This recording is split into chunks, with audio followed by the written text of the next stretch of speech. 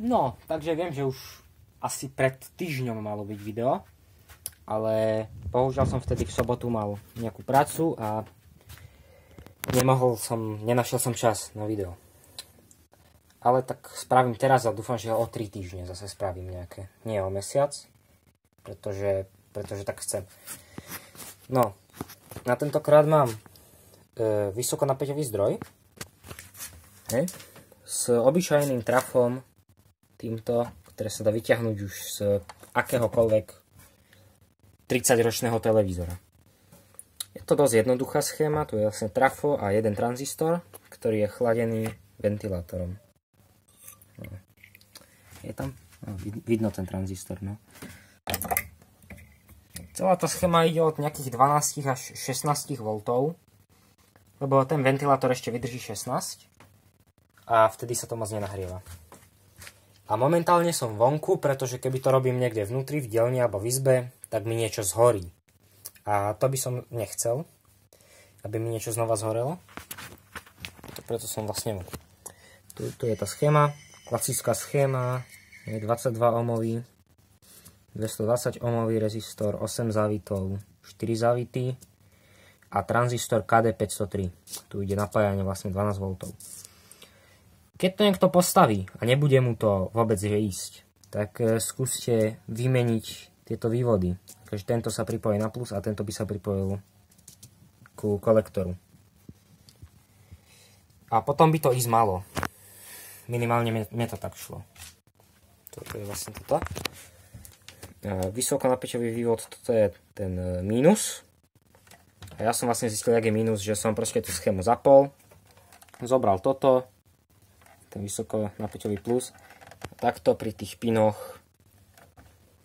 som vlastne zisťoval, že kde je ten mínus. Kde bol mínus, tak tam to začalo robiť výboj. No, to potom som zistil, ale tu je vlastne, vidno to, dúfam. Tuto. Pripajkoval som kábel, dal som takto na zgierku.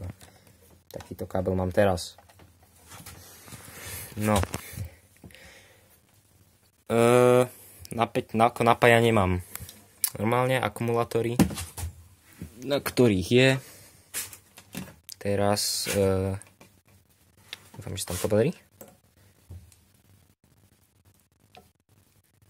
15,78 V som si dal. Tak. No. Zohnem, nech to vidno. No, spúšťam danú katastrofu.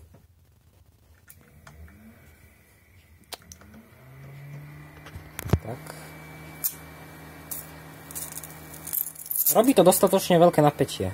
A blbne mi mobil.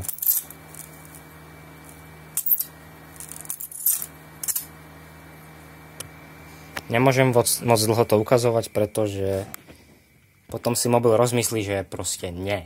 A vypne mi natáčanie. Ale pri danom napätí napájacom 15, dačo voltu to robí približne 30 až 40 000 V. Z toho, ako ja viem.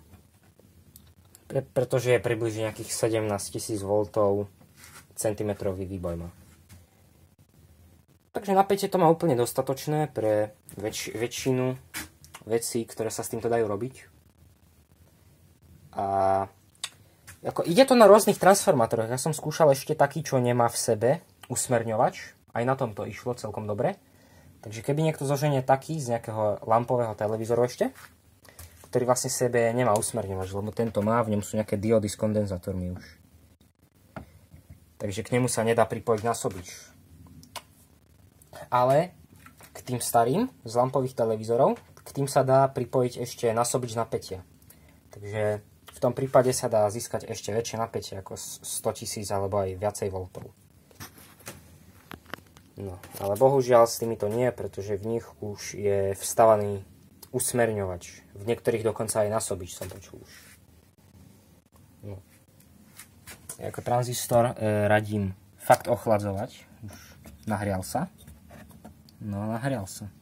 Preto to má taký veľký ventilátor a chladič. No, Boh vie, ako som nespravil to chladenie, viem, ale aspoň na môj to stačí.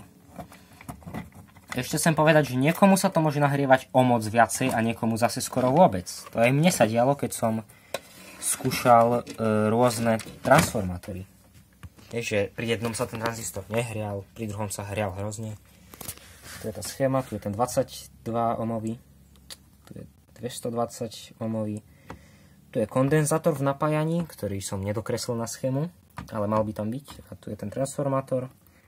Tu je 4 zavity, bazové vynutie, 8 zavitov na kolektor. Nevidno to zase. Tam je pripajkované a potom rovno na plus už. No.